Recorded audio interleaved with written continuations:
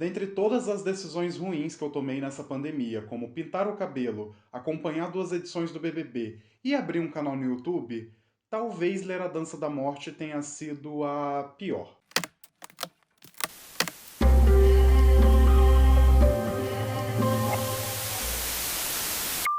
Olá! Sejam muito bem-vindos ao Fita Maldita. Eu sou Gustavo Fiô e no vídeo de hoje eu vou levar vocês a um mundo desolado por uma doença terrível, onde 2 grandes facções se erguem e entram em guerra pelo destino final da humanidade. Sim, a gente vai falar sobre A Dança da Morte, o primeiro livro de um projeto muito especial aqui do canal. Mas antes da gente escolher entre a Mãe Abigail e o Randall Flagg, não se esqueçam de curtir o vídeo, se inscrever no canal caso vocês ainda não sejam inscritos, ativar o sininho para receber todas as notificações, compartilhar com seus amigos para trazer mais almas para o Fita Maldita e me seguir nas redes sociais que estão linkadas aqui na descrição. Pois bem, há mais ou menos um mês eu anunciei que daria início a um projeto bem especial aqui no Fita.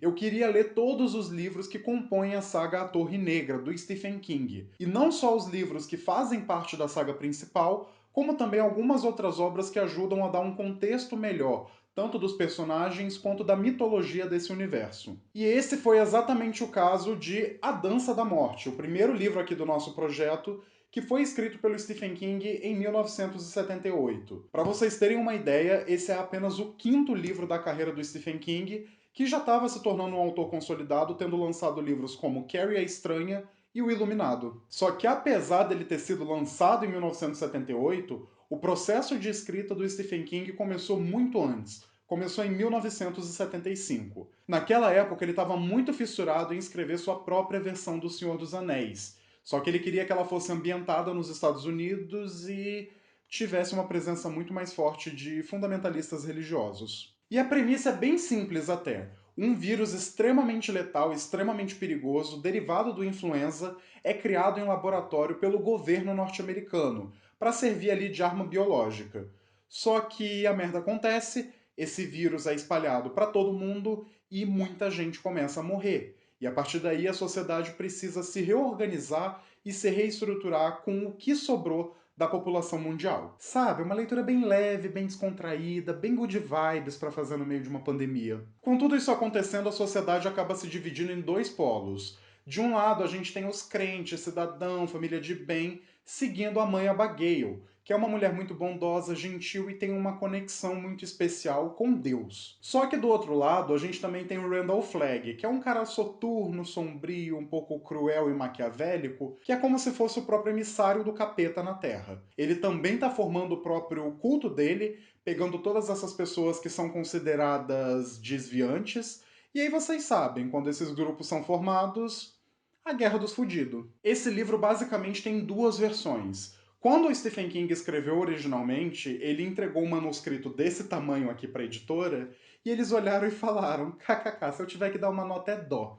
E aí eles simplesmente pegaram todo o material que era considerado desnecessário, que não tinha muita utilidade para a trama, e cortaram. E com isso lançaram uma versão reduzida. Dito isso, anos depois, o Stephen King conseguiu lançar a versão estendida de 5 horas de duração, preto e branco, para adultos, sabe? Do livro. E, bem, basicamente foi essa versão que eu li.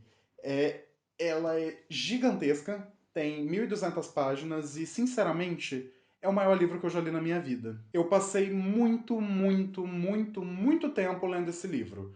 Para vocês terem uma ideia, eu cheguei a baixar um e-book para poder ler ele em alguns outros lugares, só para não ter que ficar carregando esse trombolho desgraçado para tudo quanto é lado. Mas por incrível que pareça, foi uma das leituras mais fluidas que eu já tive. O livro é dividido em 3 partes bem distintas. A primeira delas se chama Capitão Viajante e é quase como um prólogo para essa história. Essa primeira parte é uma grande odisseia onde a gente vê essa bactéria filha da puta viajando pelo mundo e fazendo suas vítimas. E sem sacanagem, eu fiquei completamente hipnotizado e apavorado com essa parte. É meio engraçado porque esse primeiro capítulo serve para te dar um contexto geral da história, ao mesmo tempo em que ele começa a apresentar alguns personagens. E ler esse livro no meio de uma pandemia, no meio da quarentena, faz com que a gente fique ainda mais receoso por esses personagens, mesmo que eles tenham aparecido bem pouco. A impressão que passa é que a qualquer momento eles podem morrer. E é pior ainda, porque quando começa essa desgraça desse caralho, essa buceta desse vírus, ninguém põe uma máscara. Ninguém passa álcool em gel na mão. Não tem uma lei de protocolo de distanciamento social. O governo não faz nada. E assim, você vê uns personagens tossindo desgraçadamente e a outra chega tipo, ai vizinha, minha filha foi na escola ontem. Passei raiva assim. Não é culpa do Stephen King, eu sei, mas de gente sem máscara no meio de uma pandemia, já basta o mundo real. Mas falando sério, eu acho que essa primeira parte é a minha favorita do livro. É aí onde o horror está condensado na sua forma mais bruta e pesada. Esse capítulo basicamente trata da degradação de uma sociedade e como é fácil transformar uma civilização em ruínas, especialmente quando o governo está trabalhando ativamente para isso. E tudo bem que o Capitão Viajante, que é o nome do vírus desse universo, funciona de uma forma bem diferente do nosso já conhecido Corona. O Stephen King deixa bem claro que tudo acontece muito rápido. As pessoas são infectadas e em questão de semanas o mundo já vira um verdadeiro deserto com muita gente morta. Enquanto do lado de cá, por mais que seja terrível, é um pouquinho mais demorado. Apesar disso, eu considero essa parte realmente visionária. Quando eu estava lendo, era quase como se eu estivesse vendo os noticiários do ano passado. É uma parte realmente desesperadora, é muito angustiante, e ela serve mais como uma apresentação do que está por vir. Mas você basicamente poderia tirar ela do livro e vender como um livro separado e seria igualmente assustador, igualmente aterrorizante. Inclusive, seria bem mais assustador do que alguns livros do Stephen King. A segunda parte do livro se chama Na Fronteira e é ali onde a gente começa a ver a sociedade se reorganizando e se formando em dois grandes polos. De um lado a gente tem o pessoal indo para Boulder, no Colorado, e do outro a gente tem a galera indo para Las Vegas, que é onde está o Homem de Preto. Aliás, eu não sei se eu falei, mas Homem de Preto é o Randall Flagg, que eu já tinha mencionado lá anteriormente. Esse outro nome dele é bem importante para o que está por vir nesse projeto da Torre Negra. Eu achei fascinante essa parte pela forma como ela trabalha um certo espírito de comunidade, principalmente no Colorado, já que Las Vegas mal aparece. E é curioso porque mesmo que o Homem de Preto e a cidade apareça pouco, você consegue sentir um antagonismo muito grande vindo de lá. Os personagens sonham com ele o tempo todo e a gente tem uma construção muito grande de tensão. É quase como se uma bomba tivesse prestes a explodir e a gente já soubesse disso. E o engraçado é que literalmente há uma explosão de uma bomba e é algo que muda o rumo de toda a história. E é aqui que a gente percebe muito bem como a mãe Abigail e o Randall Flagg são completos opostos. De um lado a gente tem essa mulher gentil, bondosa, carismática, que faz tudo pelo próprio rebanho, enquanto do outro a gente tem esse personagem meio maluco, que é muito inteligente e que não tá nem aí para quem vive e para quem morre. E essa também é a parte onde os personagens mais passam por grandes transformações.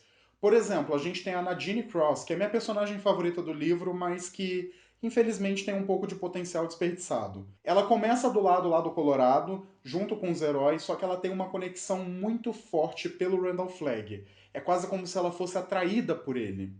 Outra figura que se destaca bastante para mim é o Harold Lauder, que começa ali como um aliado da Franny, que é uma personagem também muito importante, mas que infelizmente também é desperdiçada. Ele é um grande dum babaca. Eu odiava esse personagem, eu queria muito que ele morresse, e quando isso finalmente acontece, spoiler, eu fiquei muito feliz. Só que ao mesmo tempo eu acho que ele tem uma construção muito boa. Ele é até mais bem aproveitado do que alguns personagens que a gente acompanha até o fim. Por exemplo, o Larry Underwood, que é um personagem que eu comecei gostando bastante, eu tava me identificando com ele, achando ele muito carismático, só que da metade pro final ele vai perdendo força, porque toda a trama dele passa a ser somente a favor de outros personagens. É quase como se ele perdesse a própria voz e só servisse para ajudar todo mundo. Por outro lado, essa segunda parte é a parte que eu mais demorei a ler, por causa de um personagem chamado Stu Redman, que é basicamente o herói. Ele é um cidadão de bem, padrão, branco, heterossexual e etc. E ele era muito, muito, muito chato. Os capítulos são meio que divididos pelos pontos de vista dos personagens, e toda vez que eu caía num capítulo do Stu, nossa, meu olho revirava pela órbita e saía girando igual uma Beyblade. E aí a gente entra na terceira e última parte do livro, que se chama A Resistência. Se o segundo capítulo tinha servido ali para construir um pouco da tensão, o terceiro é onde a gente realmente tem um conflito entre o lado da mãe Abigail e o lado do Randall Flagg. E assim, é o típico final tirado do cu do Stephen King, mas para ser sincero, eu Gostei. Sim, o final mesmo é bem porco. Basicamente tudo é salvo no último segundo, porque a mão de Deus literalmente desce do céu e explode umas bombas que o Randall Flagg estava guardando lá em Las Vegas. E isso destrói toda a cidade, mata os personagens impuros e iníquos e também alguns heróis que estavam ali que se sacrificam para acabar com o domínio do Homem de Preto. E veja bem, se tem uma pessoa que tem problemas com o tal de cristianismo, esse alguém sou eu. Só que eu até gosto de como esse livro constrói algumas parábolas e ideias bíblicas, porque afinal de contas, existe alguma história de luta entre bem e o mal que seja mais popular na sociedade ocidental do que o cristianismo? Na verdade, existe sim. Essa conclusão mostra muito o contraponto entre esses personagens e me fez perceber que eles nem são bem personagens, eles são mais arquétipos no fim do mundo. E eu não acho isso ruim. Na verdade, até quando eu não gosto de algum personagem específico, eu reconheço que ele tem um papel fundamental para a trama. Quase ninguém é desperdiçado aqui. O único personagem que, ai, desculpa Stephen King, mas eu não vou defender, é o tal do Homem da Lata de Lixo. Ele é um personagem neurodivergente e todos os capítulos dele são bem difíceis de ler. Basicamente, eles são narrados meio que em fluxo de consciência e você precisa entrar na cabeça dele. Até aí tudo bem. O problema é que ele é realmente insuportável e o Stephen King acaba fazendo uma representação muito ruim de pessoas com doenças mentais. Para piorar, o maior capítulo do livro é dele e nele a gente tem um estupro que é muito agonizante e que, assim, não precisava, sabe? E beleza, tudo bem que isso foi escrito na década de 70, o pensamento era outro. Eu não quero julgar o livro com base em sensibilidades atuais, mas ainda assim me incomodou um pouco.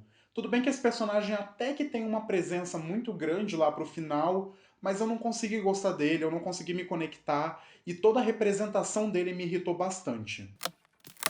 Mas apesar disso, no fim, eu acho sim que A Dança da Morte é uma das histórias mais grandiosas do Stephen King. E eu nem tô falando só porque esse caralho tem mais de 1000 páginas. Eu gosto muito de como o autor consegue criar um mundo tão vasto, tão interessante e envolver tudo isso em muitas e muitas e muitas camadas de simbolismo. Eu tenho sim meus problemas, talvez o maior deles seja a forma unidimensional que os personagens de Las Vegas são trabalhados.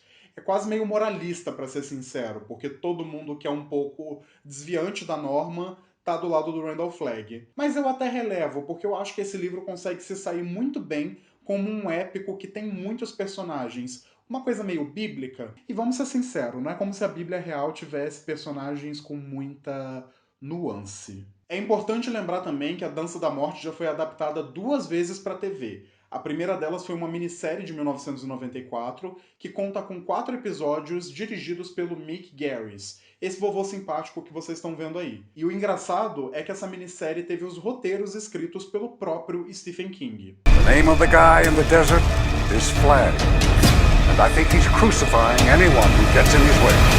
There's dark work ahead for his chosen ones. A outra adaptação foi lançada no ano passado, em 2020, e tem 9 episódios.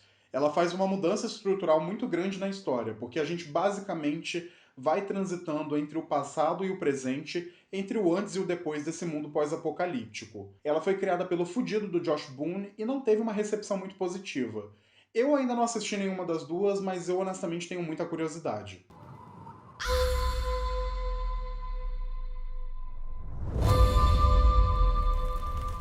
E pra quem tá se perguntando, tá, Gustavo, mas que cacete isso tem a ver com a Torre Negra? Então, o Randall Flagg é um personagem muito importante desse livro e ele também vai ganhando mais importância nos livros da Torre Negra. Ele é um personagem de 1000 faces e todas elas são assustadoras. E ele está presente em outros livros do King, além da Torre Negra e além da Dança da Morte. Nesse livro em particular, eu gostei de como ele foi criado como uma ameaça que fica mais tempo nas sombras e a gente tem uma certa mítica ao redor dele. Eu lembro que assim que eu terminei tinha achado um grande vem aí, só que sem nunca ter vindo aí de fato.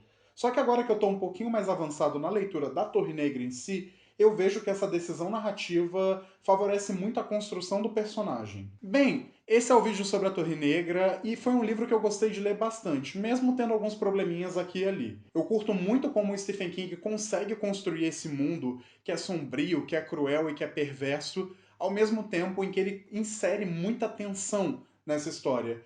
Tanto na primeira parte, em que a gente vai acompanhando o vírus, como nas duas outras, onde a gente já vai vendo essa sociedade se reerguendo. Foi desgraçador ler esse tijolo no meio de uma pandemia? Foi. Não estou plenamente recuperado ainda. Mas foi bem intrigante conseguir ler esse livro, principalmente essa primeira parte, que é muito profética, e ver como ela se associa muito com o que a gente está vivendo atualmente. E é por isso que esse livro está facilmente no meu top 3 de livros do Stephen King, junto ali de O Cemitério e Joyland. Eu espero muito que vocês tenham gostado do vídeo e eu quero saber de vocês. Vocês leram A Dança da Morte? O que vocês acharam? Eu tô pensando muito em ver as adaptações para TV e depois fazer um vídeo aqui pro canal comparando as duas com o livro. Vocês acham que seria bacana? Deixem aí nos comentários, me sigam nas redes sociais e se lembrem, eu vejo vocês muito em breve. E lembrando que o projeto vai continuar com força total no mês que vem, e o livro que a gente vai ler vai ser Os Olhos do Dragão, que é uma fantasia medieval e épica do Stephen King e que traz de volta um personagem de A Dança da Morte. Então, se você quer entender mais do projeto, não deixa de conferir o vídeo que está aqui do lado e também a planilha que eu deixei linkada lá na descrição.